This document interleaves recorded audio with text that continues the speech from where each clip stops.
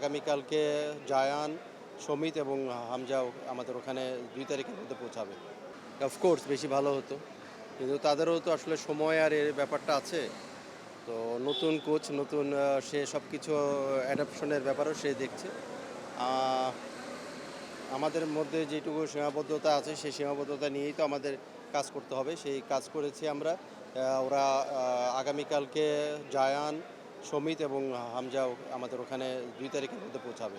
হ্যাঁ, ট্রেনিং করবে। আর অফকোর্স আমাদের যে মানে আমরা যে লজিস্টিক সাপোর্টের জন্য এখানে আছি, আমরা যে সাপোর্টগুলো দিচ্ছি, দেখেন আমি আসার আগ পর্যন্ত আমাকে বিএফএ প্রেসিডেন্ট মিস্টার তাবিদ আউয়াল উনি আমাকে যেভাবে ইনস্ট্রাকশন দিলেন, প্লাস হলো স্পোর্টস মিনিস্টার আমিনুল সাহেব উনিও আমাকেও যে বললো যে আপনারা যান, এটা ভালো রেজাল্ট করেন।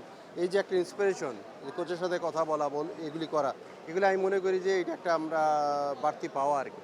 অ্যাকচুয়ালি ওখানে নামার পরে আমরা বলতে পারবো আসলে ওখানে কী অবস্থা। সব কিছু মিলে একটা লম্বা ট্যুর হচ্ছে, দেখা যাক কী হবে। ফেরার হলো ৬ তারিখ ওখান থেকে ফ্লাইট, ৭ তারিখে নামবো।